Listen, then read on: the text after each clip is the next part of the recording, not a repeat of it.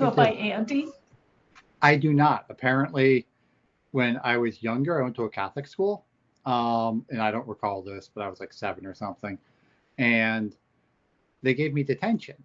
And the teacher was like, he just doesn't respond.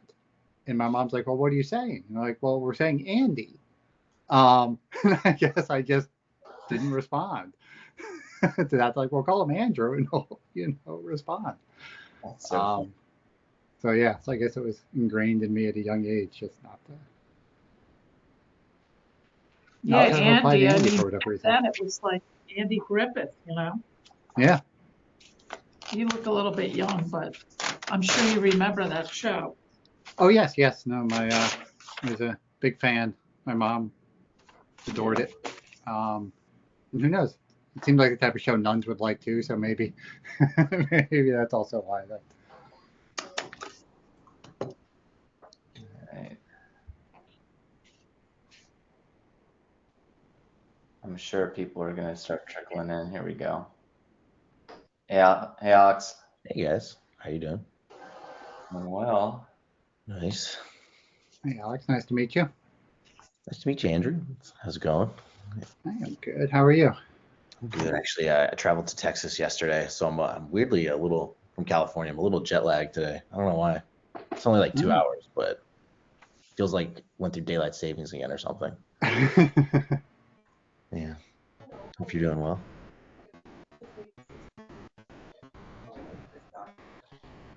We'll give this a few minutes. We have a lot of people who had signed up, so somewhere between 20 and 25, I think, between our invite and the sign-up form. So until we get some sort of critical mass, I'll just wait for people to filter in.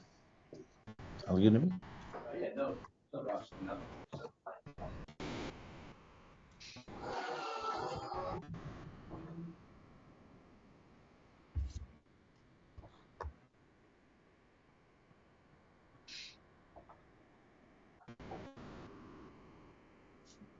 Hey, Paula. Hello.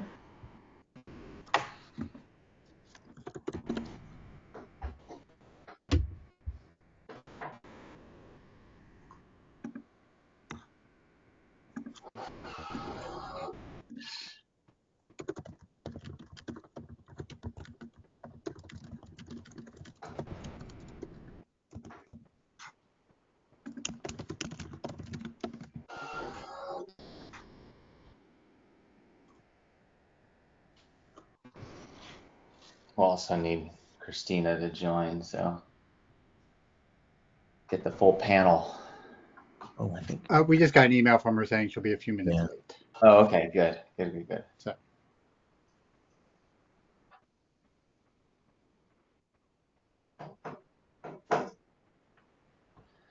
It's tricky. People have real jobs, being a lawyer is not a real job.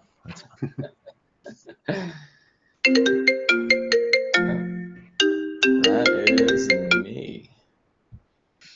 Yeah, I mean, one of the nice things about actually having a small practice is you more or less do get to build your own schedule, which sometimes gets disrupted. Yeah. But it is yours, Mm-hmm. Yeah. It's funny. We actually, my firm, we started doing no meeting Thursdays just because we were like, we need one day off from phone call. Except for this meeting. This is not a meeting, it's a panel. But yeah, a little different. That's nice. That was something I think like Stripe started way back when. They had no meeting Wednesdays. Interesting.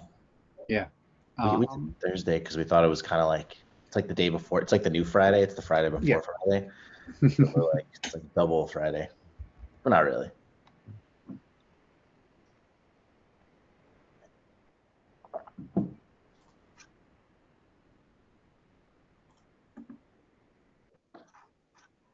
All right.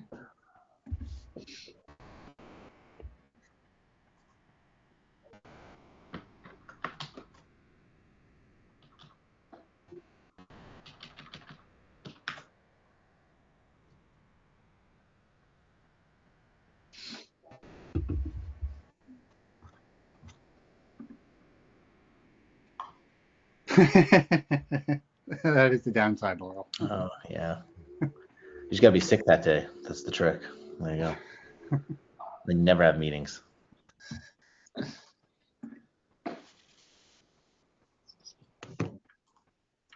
All right. Let's see. I think we could probably at least kick things off because there's going to be some introduction, and then we'll get to the meat of it. And Christina, who's the third panelist, will join when she is able to get here.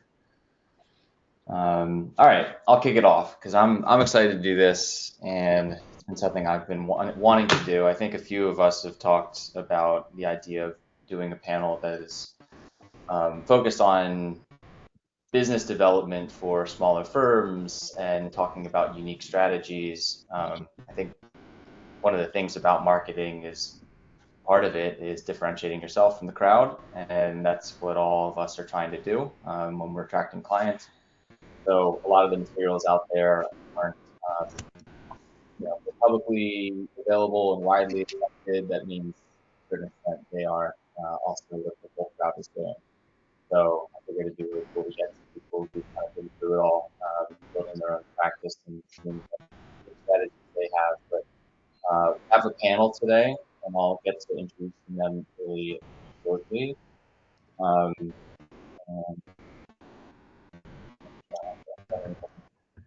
So generally speaking, everyone on the panel, there's three people who are going to be speaking. They've kind of been through it to a certain extent, into the big law ringer, and are now kind of moving on to building their own personal brand and their boutique practice. They all have different experiences, which I thought was really, really cool. So I want to get a smattering of different previous experiences and experience currently building their own different types of practices. So really excited to have them, and I think I've learned a little bit about this all, kind of cutting my own teeth, building what is HeyCounsel today, and generating leads for the lawyers in the community. Also building my own small brand and practice as well. But the purpose of this roundtable really is to cut through a lot of the fluff advice out there, a lot of the commonly used marketing tactics for small law firms, and really bring out some of the unique different types of marketing practices that may or may not have been effective for our panelists. And so yeah, anyways, I want this to be very fluid. If you have a question, use the little button to raise your hand, and we can bring in questions from the outside. And so yeah, I'll get into introducing the panelists. So we have Andrew Grant, who has a long history both of big law practice and now is partner at Ketzel. He's been at Skadden, Buckley Sandler, DLA Piper, focuses on fintech and crypto and a whole bunch of other kind of like financial services, regulatory and commercial stuff. You can probably do a better intro than I have, but that's generally speaking his background. Then we have Christina. I don't know if she's on the call yet. Christina Sabatina. She's not here yet, but she will be. Let's go back to this. She spent time at Cooley most recently before launching her own legal tech company, and then her law firm called Lawlace. And she's in the early stage corporate and venture space, helping startups launch companies and raise financing. And then Alex Daniels, also ex-Cooley, did a stint in-house as head of legal at Banyan Capital, and now runs a law firm called Decrypted Law as a two-man show. And every one of the panelists has a very like unique kind of brand and law firm and practice. So figured it'd be a really nice kind of sampling of that. So without further ado, I think we can get into questions, and then as I ask the question, I will post it in the chat, so we have kind of like a record of the different questions that we're asking, and then we can also whoever's answering the question first, and I'll kind of just select a lawyer to start from the panel. You you can supplement my intro if I missed something or didn't cover anything you wanted to cover. So let me start with the first one. I just want to quickly note that I hadn't realized that both Alexander and Christina came from Cooley. Two of my colleagues also came from Cooley when they started the firm. I don't know what that says about Cooley. Either encourages entrepreneurship or people to flee. But I just I think 80-hour work weeks allow you kind of like, I don't know if I want to do this every day of my life. So that's probably the main motivator. Yeah. Found that coincidence amusing. But go ahead, Brian. Sorry. No worries. I love it. All right. So first question, and we can start, I guess I'll start from the top with Andrew, and then we can go through the other panelists. But what single business development initiative has brought you the most clients over the past year, and why do you think that was most successful? So I kind of want to start out just with that question with a little bit about my background. And like, so coming from big law, you weren't really taught, at least in all of my firm, didn't really teach you how to do business development. For the most part, it was how to cross-sell amongst existing clients and things of that nature. They didn't really encourage, to their detriment, I think, to really train people on business development. So, I had friends who had a solo practice for a while and was like, really should come work with us. And so my business development initiatives have been very iterative, throughout the year. And it's been, I'd say, I think my best approach or my best initiative so far has been this idea of trying to identify not only who I want to work with, but the types of people that can help introduce me to the people I want to work with. In doing what I can to, get to know them, and do things that as I get to know them, hopefully add value, to my interactions with them so that they leave kind of talking with me, having had some positive impression, if that makes sense. And so that part is, consistently evolved to some degree as I meet people. So then it's like, okay, who else do I want to meet? Who else would be beneficial for me to help and for them to help me, and try and work that way. And that's kind of been, I think, the most successful approach that I've had so far in both, something I'll kind of consistently talk about, which is branding. Like, I think that's super important, especially for small firms, for differentiation, and kind of helped with that. Yeah, and that's something I want to press on too, and we'll get into some questions around like both networking and word of mouth and sort of encouraging word of mouth growth, because I do think that is and will always be probably the main way you get some of your best clients, is through delivering great service, having your clients have a great experience with you, and then wanting to advocate for you with other people. And it's very much like building a trusted relationship. So I think we can dig into a little bit in some of the future questions around how you go about doing that. But yeah, I want to pass that question along. Christina did join us, so hi, Christina. And yeah, maybe I can pass it along to you, which I posted the question as the first one. But the question is, what single business development initiative has brought you the most clients over the past year, and why do you think it was so successful? Yeah, it's a question for me, right? Yeah. Thank you, Brian. Yeah, nice to meet you guys. In terms of networking, honestly, I think that is my superpower, and that's honestly the reason why I started the law firm. I never wanted to start the law firm. I think it just like happens naturally to me. I don't even know how, but like the question, what brought me the most revenue? Honestly, one of the venture investors invited me to the meeting with his founders, and there a founder, she was the only woman in the room.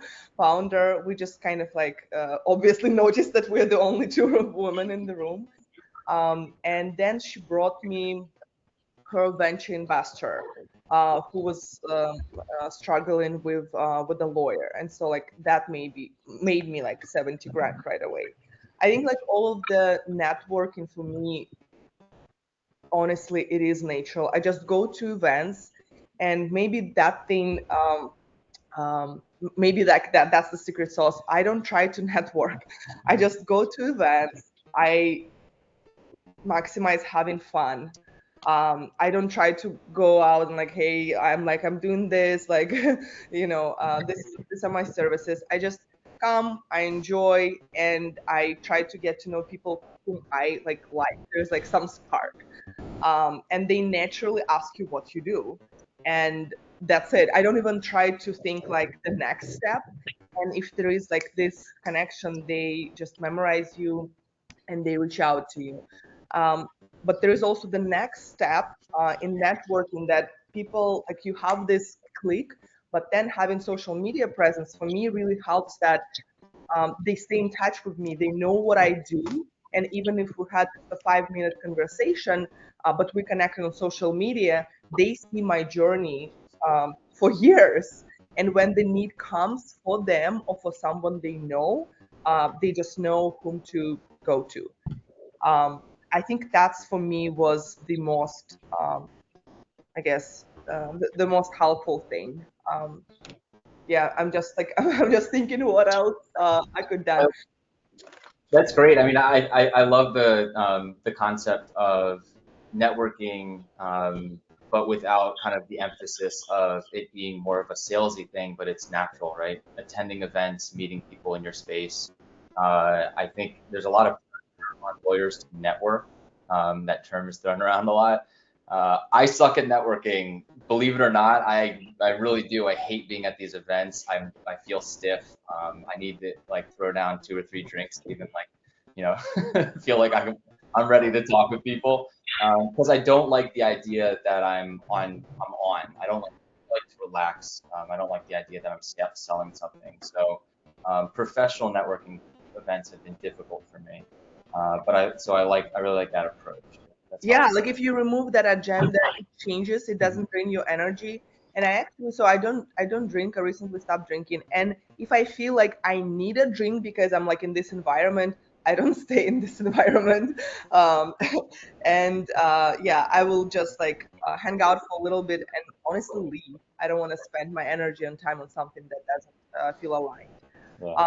There's something else that I wanted to say about networking. I host my own event, and I think that's because I get to curate, and I get to hang out with incredible people. And I think the being the host actually helps, because even if your friends bring new friends, I don't have to talk to them. They know I'm the host. They know who I am, and that kind of opens up more opportunities. Everyone knows. So I did last year event with Justin Kahn. At a restaurant. He was like DJing. It was brunch. So it's something that is not official. Like people don't think it's networking event, and it's kind of not. It's authentic connections. And I think now I'm thinking about your question. I think the key thing is to be authentic to yourself and connect with people authentically. So if for you going to networking events and like standing with a drink and like looking around is not authentic, maybe don't do it, because it's not going to be authentic to you. So like hosting my own events, that's authentic to me because I get the energy from connecting with people on a deep level. So for me, that event, I gained the energy. And if there is business coming in, I'm like, cool, this is like even like double win. Mhm. Then I started hosting small dinners also in San Francisco. I'm doing the same in New York.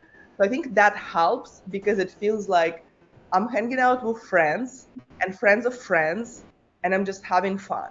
Uh, Yeah. yeah. That's cool. I like that. And I think the small dinners, even though they're small, they probably have outsized results because you have good connections with people who then talk about you and your practice because you come top of mind to people.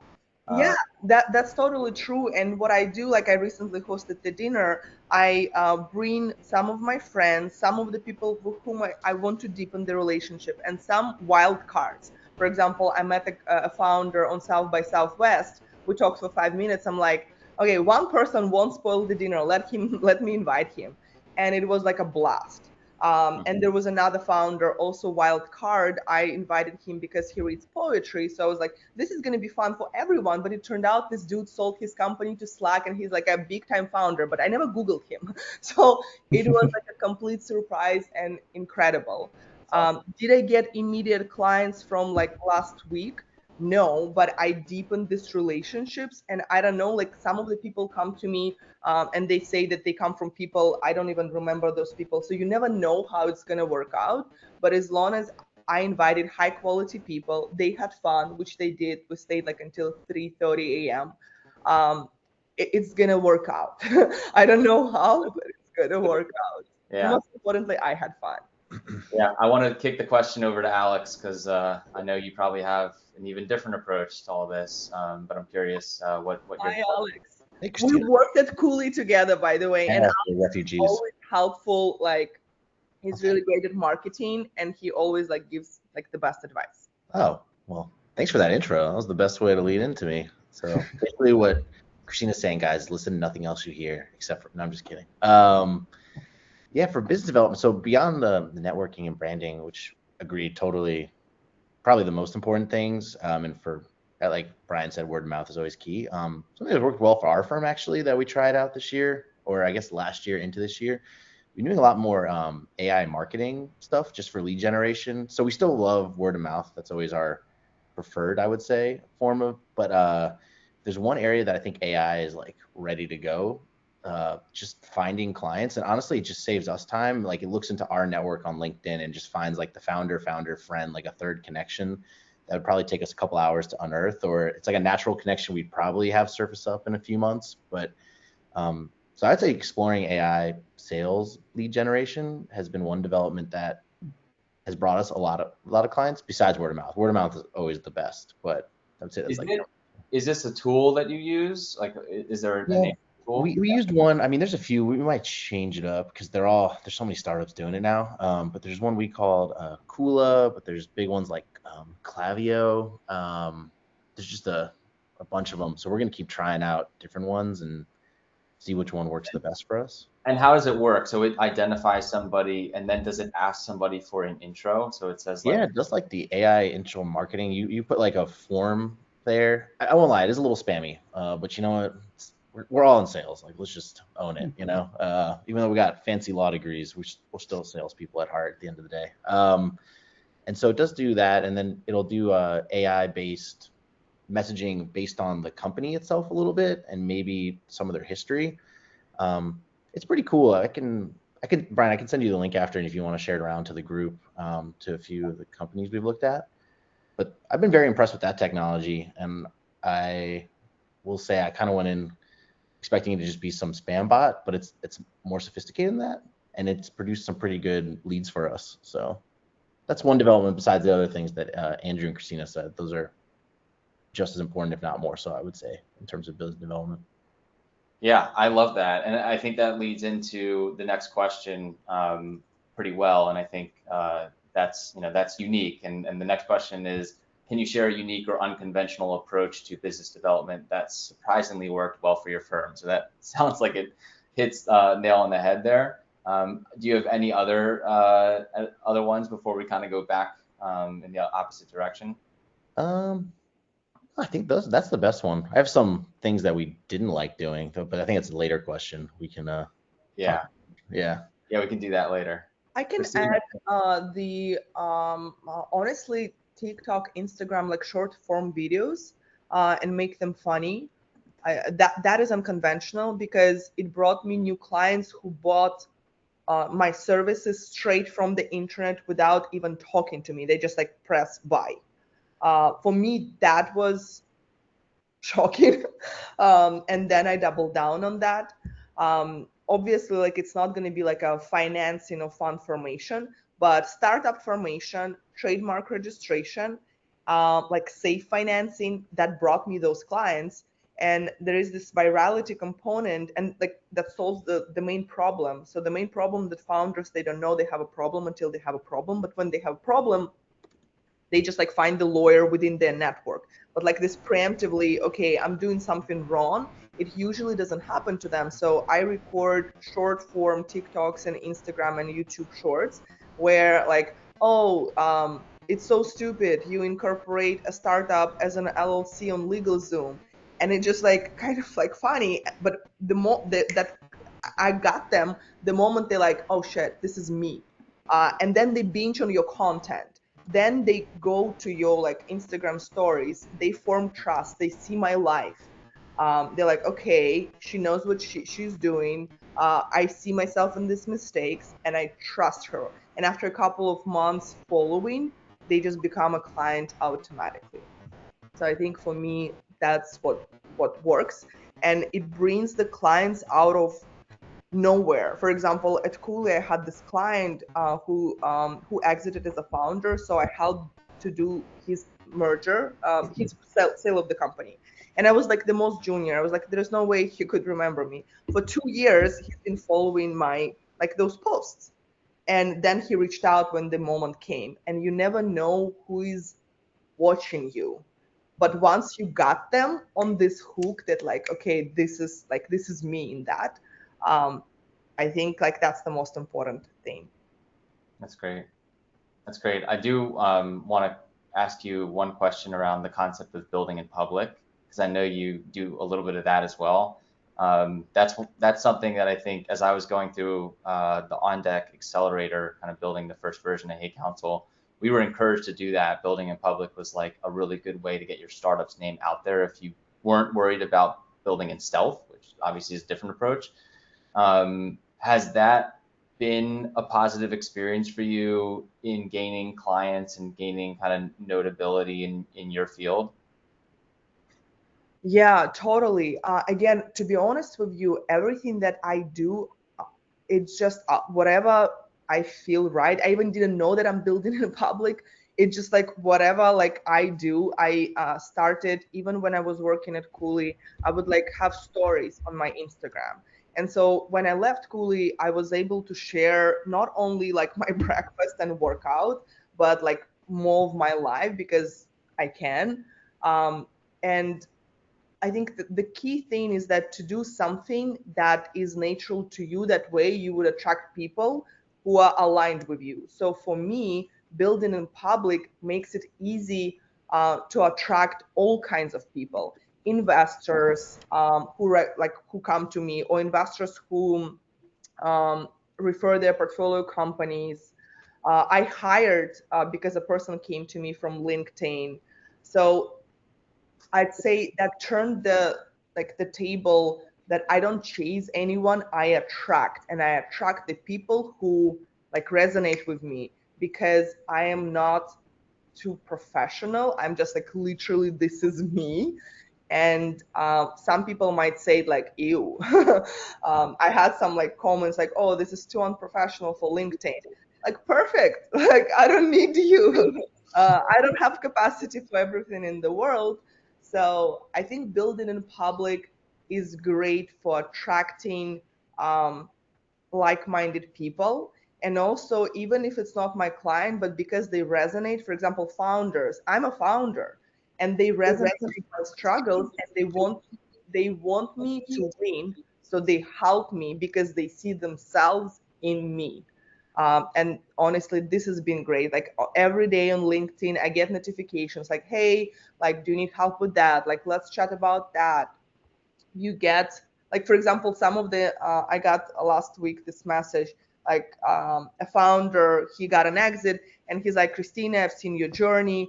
I want your recommendations where I should invest $2-3 million. And I'm like, okay, I have a really great client who like exactly in that alley.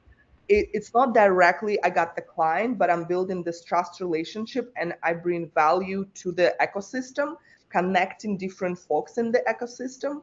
And the way this ecosystem is building is around like my values. So I know if they like me, they will get along with the rest of my ecosystem.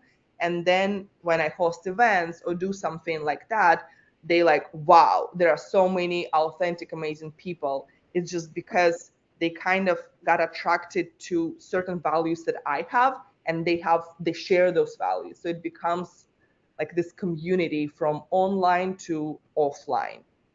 Yeah. So it is helpful. And honestly, like for me, some of the things that I share, like it removes the shame for me. Like I share, like for example, I had 1 month like really low bank account, and like I shared the screenshot, and instead of like, getting worried about that, I just shared that. Now it's all good, but I'm sharing like lows and downs, and it helps me to kind of remove this shame or like worry, and just like this is the journey. Yeah.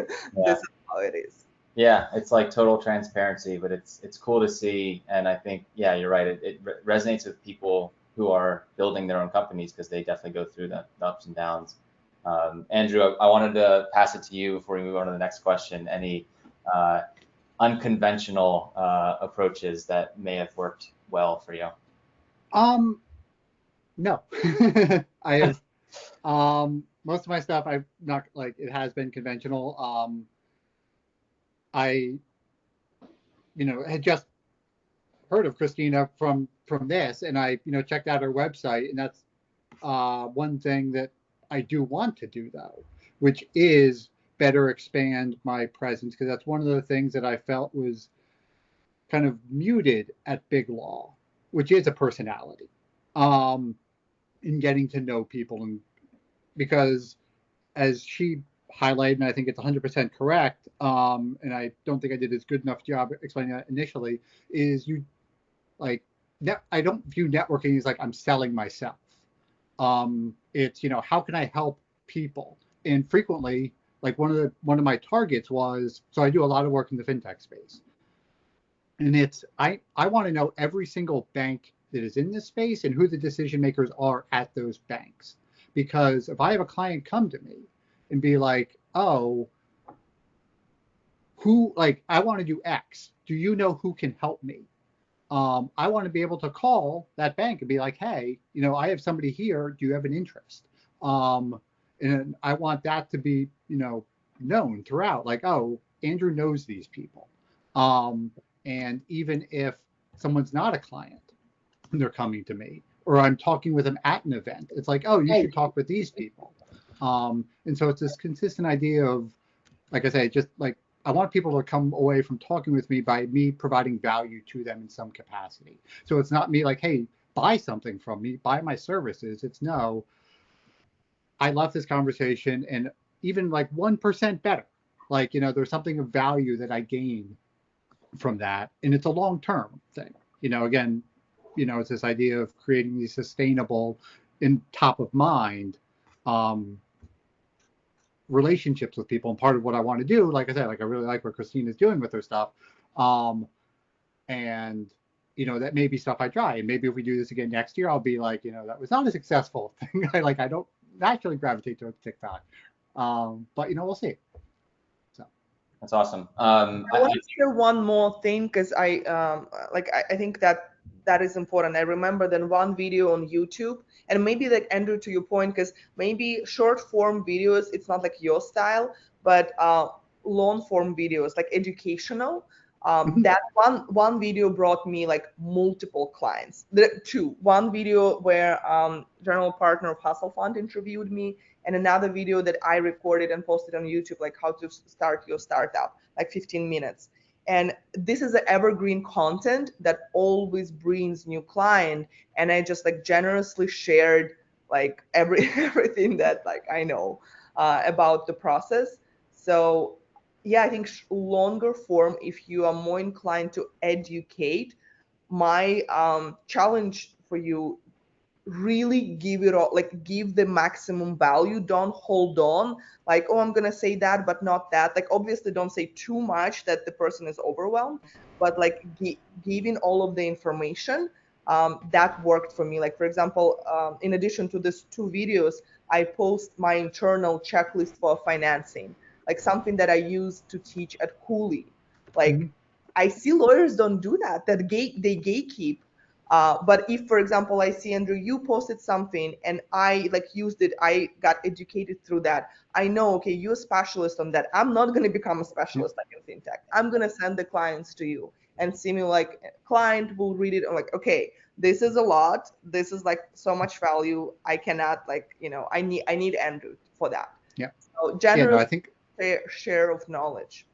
yeah, no, I really like that. So one of the things that I want to do this year is like, I hate CLEs, attending them. I don't think anybody gains anything really from them, or check the box exercise, but it is creating, short form content in relation to what a CLE is, but something that is of value, that's more conversational and that's more practical than you would get from a CLE, for people to, as Christina noted, to have it be evergreen type of content where it's not stale, because a regulation changes or something like that. And so that is a goal of mine this year, is to come up with something like that, whether it was going to be YouTube or something, but to publish that and see how that goes. And may I add one form of content? Because yesterday I got this. So I have a podcast and the blog post, Substack. So yesterday, random person like pledged to subscribe for me for $80, and I'm like, what? And I even didn't turn on the notifications, like turn on the payments. And he's like, I would love to pay for your blog post. And I'm like, ah. So like it's unconventional, but if you consistently bring value, like you would see from which direction there is a pull, and you like double down on that. I even thought to abandon the blog post because it's so much work, and it's in writing. So as a lawyer, it has to be perfect, like really hours putting into that. But after that encouragement, like random person saying thank you and pledging $80 per year, first of all, I turned on this payments. I'm like, maybe someone else would want to do that. And it's just like one more medium. And I think like the main, like the takeaway for you guys, like to find what feels like not work for you. Is it writing? Is it long form content? Is it short form? Like, is it like networking events? Like whatever works for you based on your strengths, just like double down on that. Don't try to be me or someone else, because it's not gonna work. I think that's such good advice. I feel the same way. Your curiosity and what inspires you just naturally is what you're going to naturally be best at, and you should lean into that instead of, trying to change who you are, following what other people have done successfully. I love that. One question back to Andrew real quick, is you talked a little bit about sort of this idea of kind of like encouraging or doing great work, adding value, and having those people then work for you sort of as your marketers through word of mouth.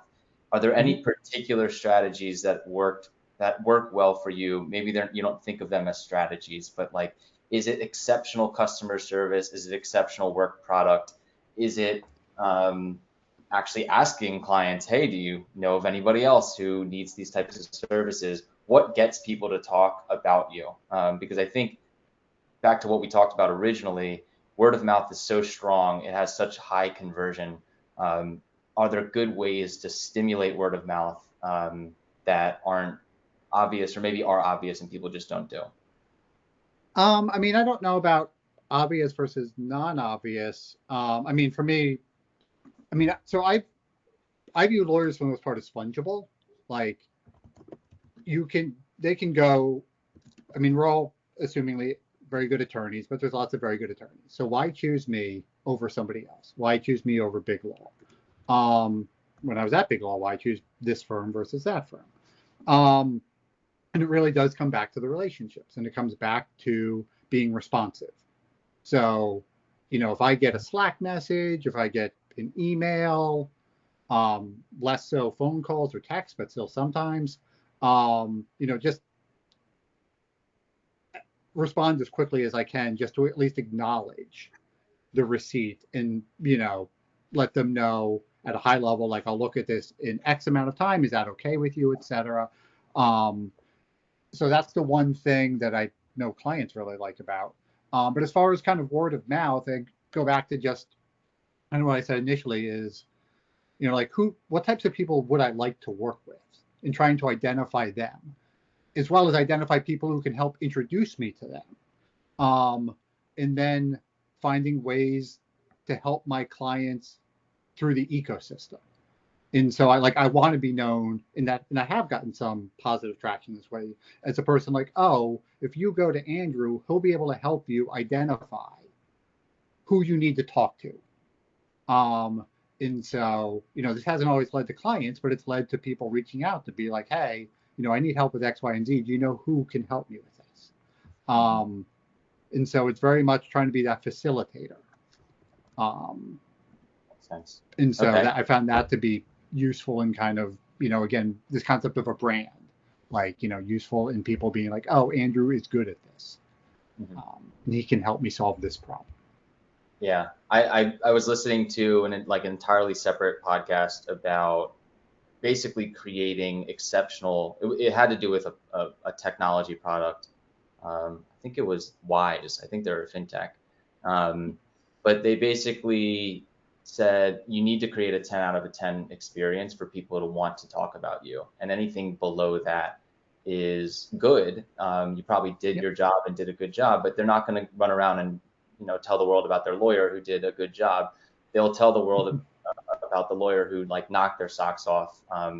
So it's and a lot of it has to do with customer experience. I think everyone on this call is a good lawyer and can do good work, but then there's that added kind of what gets you from an 8 or a 9 out of 10 to a 10 out of 10. And a lot of it has to do with customer experience that we're not taught in law school, and we're not taught at law firms or in-house. You're only taught through realizing you got to do it to get people to talk about you, building your own brand. I want to loop in Alex on that same question, the idea of getting people to talk more about you. Are there any strategies that you've employed? Yeah. I'd say my biggest learning from it, and maybe I just haven't learned enough from it, is there isn't really a formula. It's so random who gives you word of mouth or not, or who likes you or not. And like you were talking about, Brian, getting from an 8 or a 9 to 10, it could be really as simple as I'm always trying to do good work, obviously being responsive and stuff, but clients have such wild expectations and are such wild places wildly different places in terms of what they know about what lawyers do and what they don't, that I don't know. It kind of just feels like a crapshoot, at least even for me. So my only strategy is do good enough work. I'd say the other really good piece of strategy that's worked for me more and more, but I'm not very good at it. Is trying to set better boundaries with clients, and expectations is by far number one, especially because I work with a lot of emerging company clients, but even more senior ones. If you kind of set your own grading curve, then it's easier to meet that curve. Whereas if you just leave it up for the client to make up, they're gonna think you do everything, like taxes, you wash their car, you take their dogs for walks and stuff. I don't know. They just go crazy in their expectations, even if you're giving them world-class service.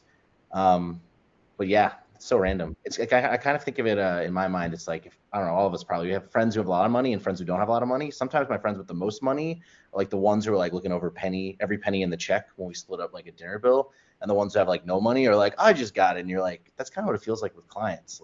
It's just a personality trait. So hope you find good ones. Like Andrew was kind of saying, we try and have a no jerks policy, but jerk is in the eye of the beholder. So you just kind of got to do your best with what you got, I say. I love that. No, I think that the thing that you said that really resonates with me is you have to have your own standard, because if you're constantly trying to be everything for everyone and be good in everyone's eyes, you're never going to get good at anything. You're just going to be, you're gonna fail. Dilute yourself. And if you hold yourself to a specific standard, you can actually continue to improve there and do better over time, even though it's not going to be what everyone expects of you. You'll hit gold a few times, at least more so, if you're improving. And to be clear, I'm bad at this too myself. I try and do it, but it's I think it's it's a life thing. So the better you get at it, I think the better you'll be. The more I do it, the more I'm happy. So hopefully it works for people here.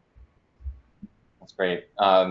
One thing I want to jump to, kind of going out of order now, because I think we've touched on some of every one of these questions that we're going through, except for missteps. So any marketing strategies that you thought might be good, and you've either invested time or invested money in those marketing strategies, and they ended up being not great, waste of time, waste of money. Christina, you're nodding your head, so I'm going to you first.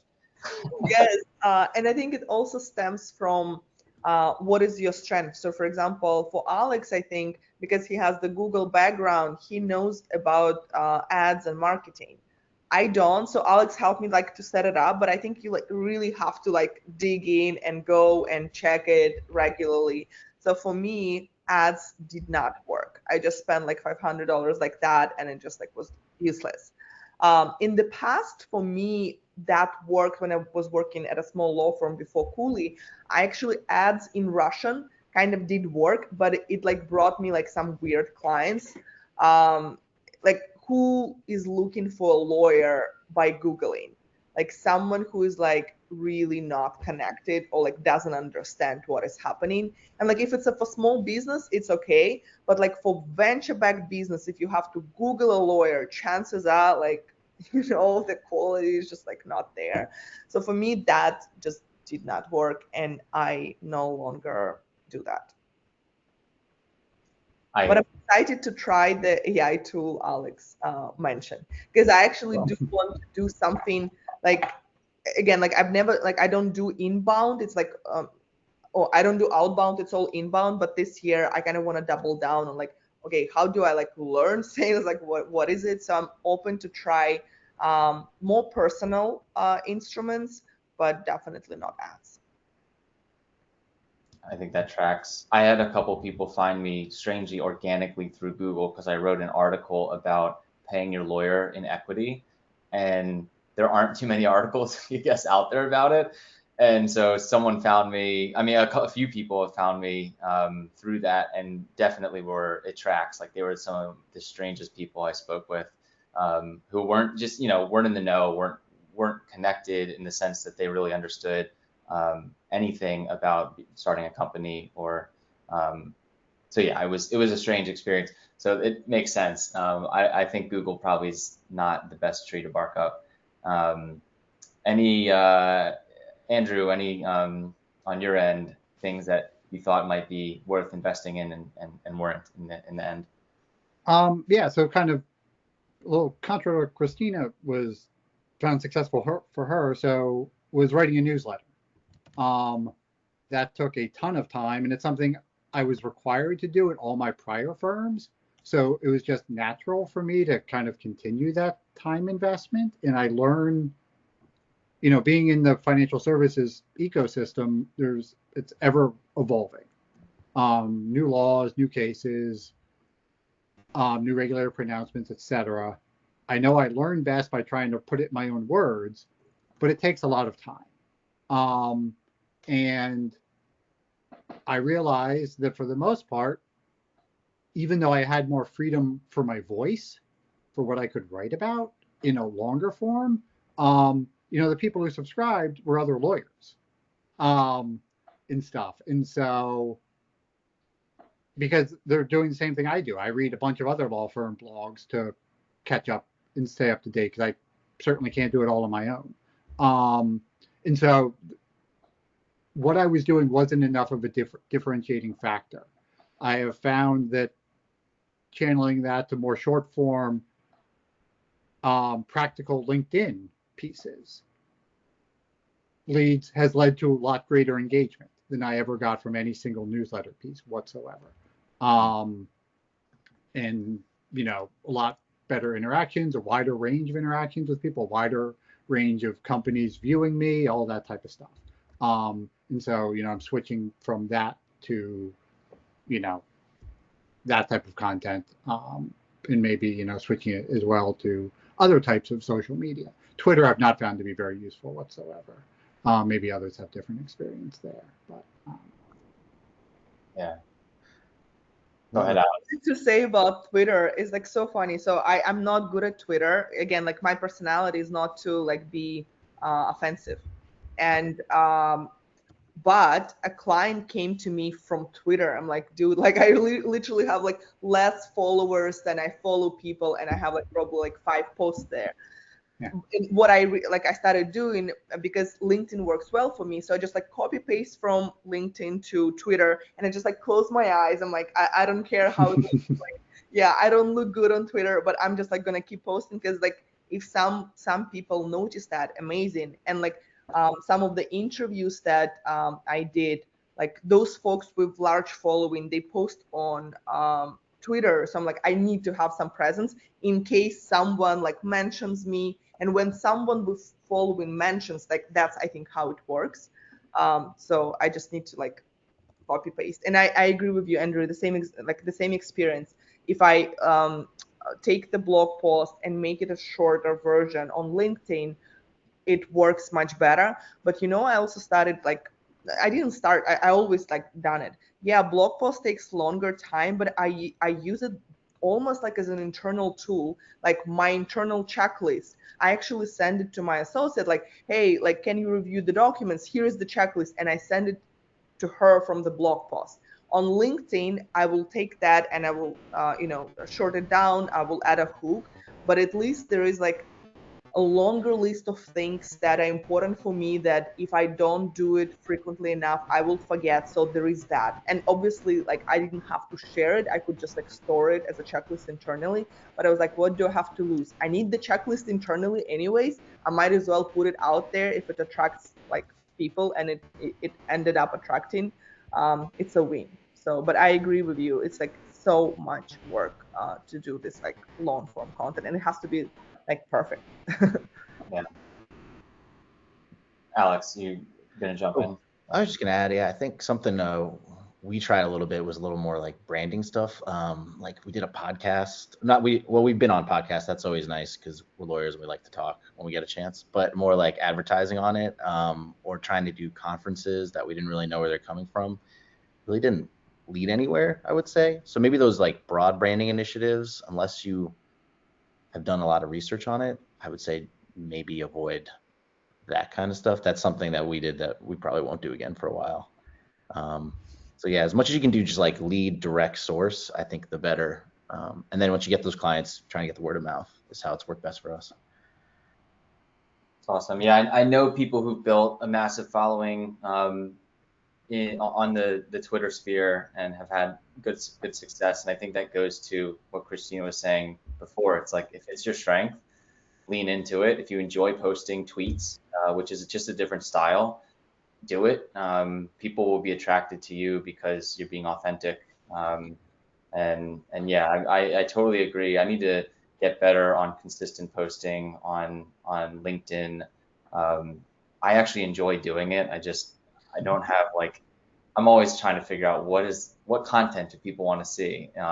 And I think coming up with content has been probably the most difficult part, and really kind of figuring out who my audience is. But yeah, I love all of that advice. I think it's super I good. wanted to say to that regard, like I understand, Brian, like that concern, but maybe you can be like an artist. You don't care what people want to see. You post what you want to say, and then whoever gets attracted to that, like that's the like-minded people. I've read this book that I found like very helpful. Like, I have an even tattoo, Creative Act, the Way of Being, Rick Rubin. And I think as an entrepreneur, like we are entrepreneurs, we are creative people. So you create, like when you remove this commercialization part and you create because like that's what's coming out, it's pleasurable. So you get that energy from that. You don't get expectations. And once you start doing that, you will see what resonates. So that's the commercialization part will come in. You're like, okay, people react to this form.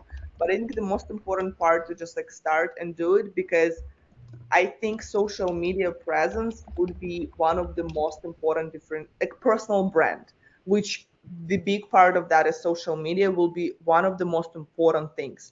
I see a lot of lawyers with layoffs from big law coming in the space, and I see like lawyers making like one person law firm like $1 million easily in the bank because they have the following.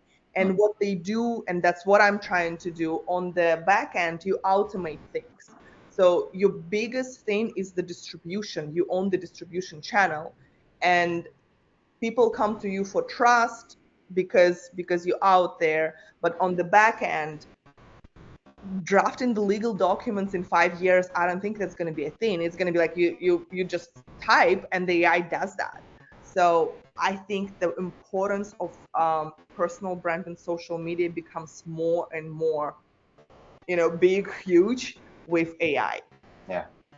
Yeah, it goes kind of hand in hand with why I think what part of the things I'm trying to do with this community is merge what are the trends coming in the next 5 years and how do we prepare for it, which is why we do kind of like the legal tech demos and talk about that stuff, and then also these types of marketing tactics. But that I love that advice. I think as a recap, I mean, we've touched on social media, which is a piece for some people and not a piece for others.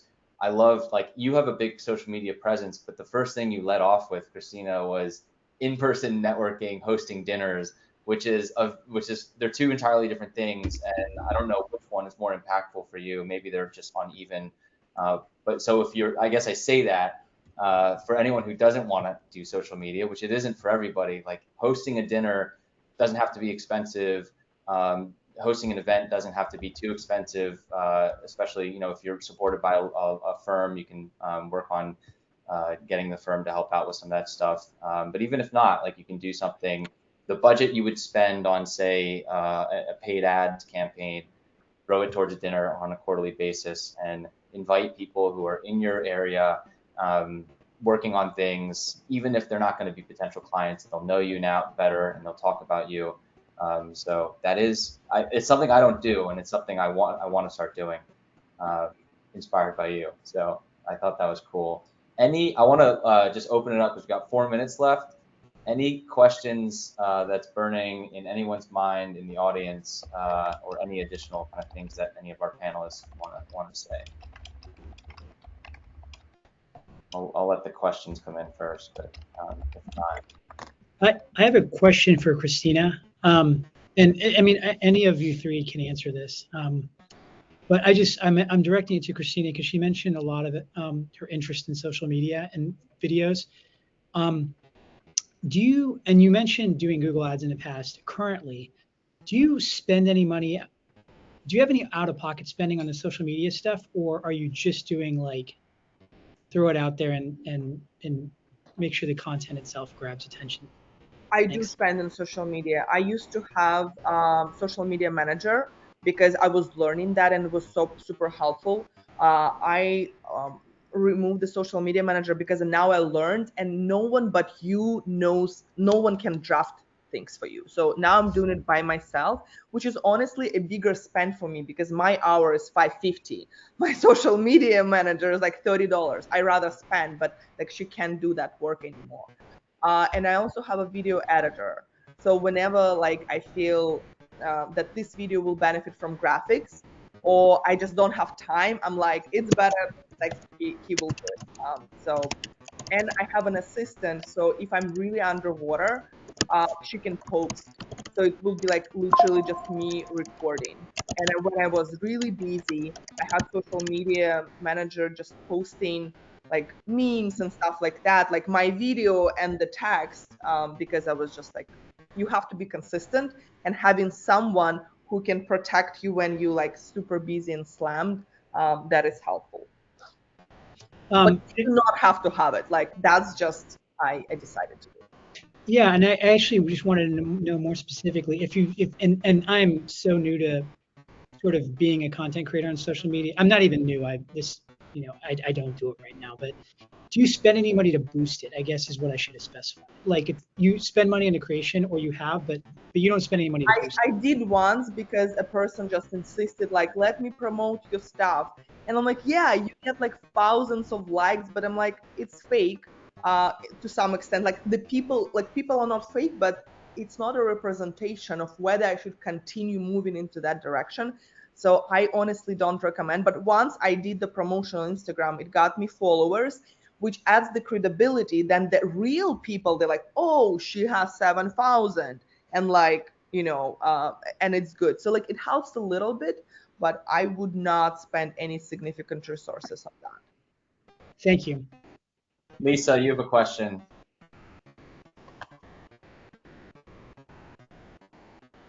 Yeah, so I'll be quick here. I was for 30 years in-house counsel.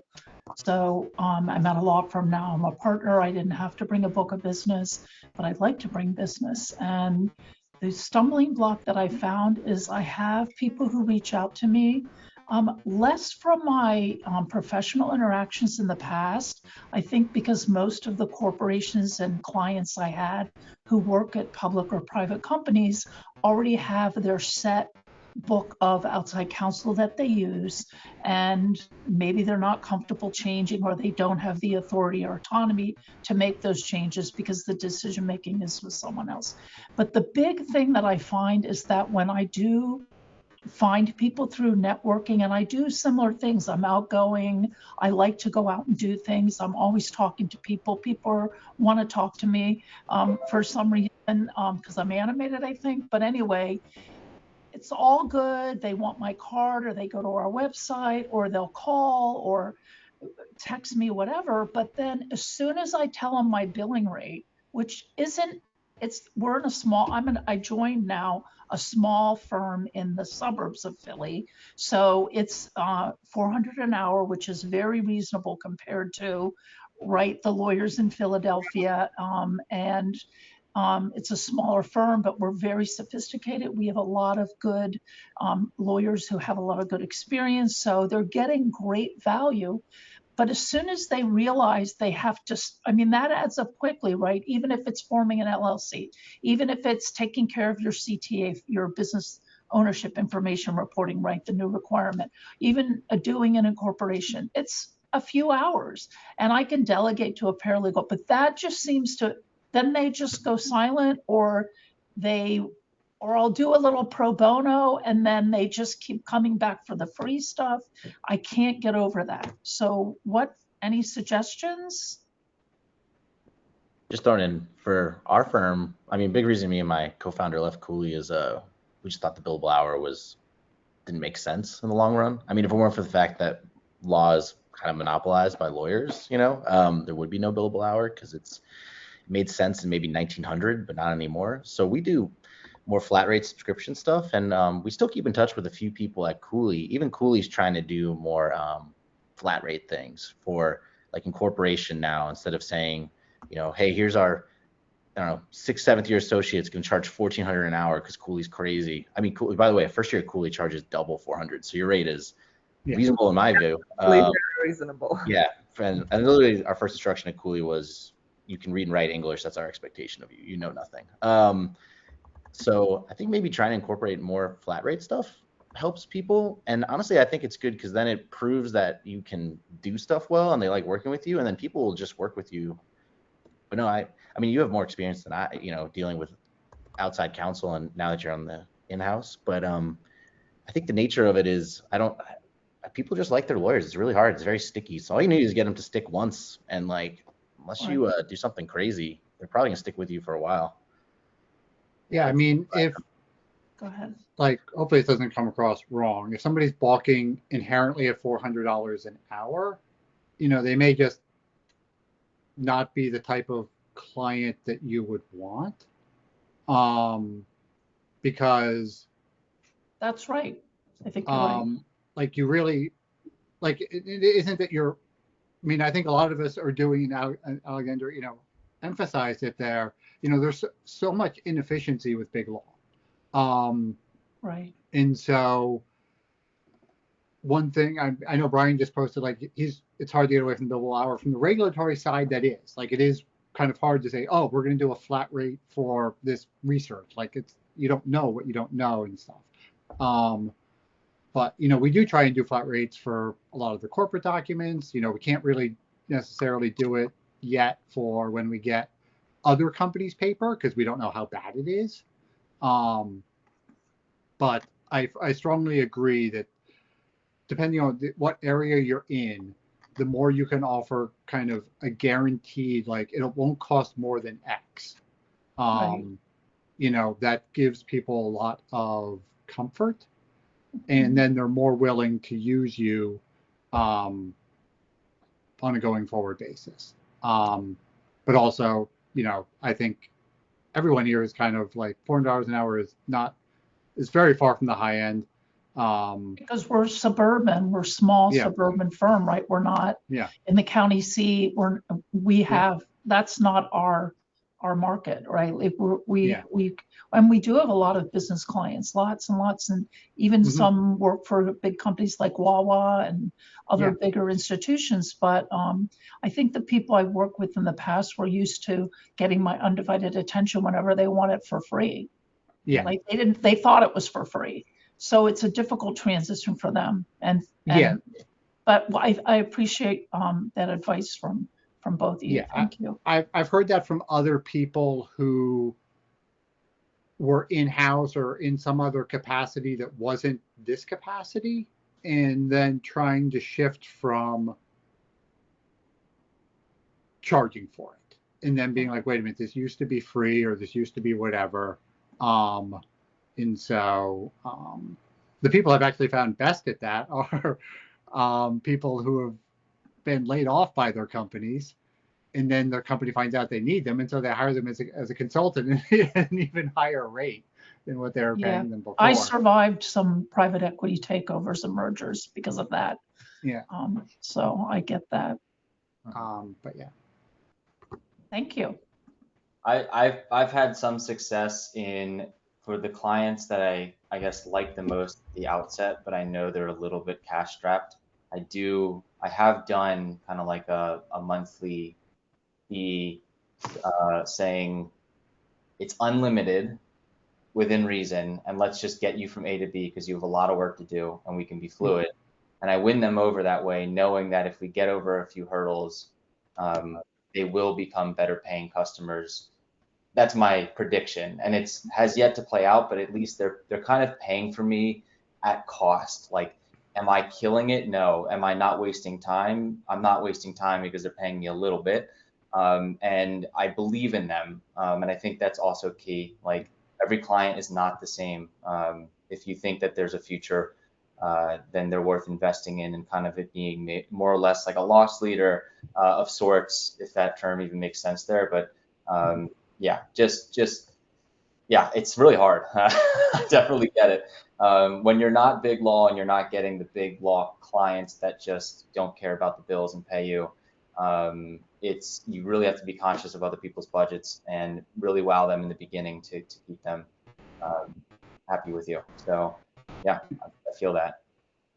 And just one quickly, the other thing that we do is, one, obviously discounts, but also, standards, but also like, hey, if you use us for more than 15 hours a month, we give you X% off your bill. If you use us for more than 25 hours a month, we give you Y% off. So it's this idea of, we do like, it's one thing that, it's an issue we're trying to solve. Basically, we don't want companies to come to us when it's too late, because they were afraid to come to us early because of like, oh, I don't want to pay for everything. Or this is going to cost me too much, without realizing that by not talking to us earlier, you have wasted a bunch of development time, internal resources, etc., for something that, if you would have spoken to us at the outset, we could have helped guide you to building something that didn't need to be rejiggered there at the end, because you were doing something that is flat out non-compliant. And so it is that doing what we can. And so saying, like, I guess, not being rigid with the rates when you say, like, you work for a firm, so you're somewhat beholden to what the firm will let you do, but, speak to them about like, hey, how do I sell this? Like, so you can say like, hey, we have alternative fee arrangements. We do flat billing for some stuff. We do discounted billing for some stuff. Let's work with you on what makes sense for you. And kind of we found that approach to be useful in dealing with them, rather than just, hey, here's our flat rates, take it or leave it. Awesome. This has been great, like beyond great. Great doesn't describe it. So thank you so much to the panelists, Alex, Christina, Andrew. Awesome discussion. This is recorded. I will share it with people. I'll also drop some notes about some of the big items that we discussed. But I loved this, and I hope it was as useful for everyone else as it was for me. And we'll hopefully do it again sometime. Yeah, no, thank you. I learned a lot from everybody here. Thank you. Awesome. Thank you. Thanks all. It was great. Thanks, Thank guys. you. Bye. Bye.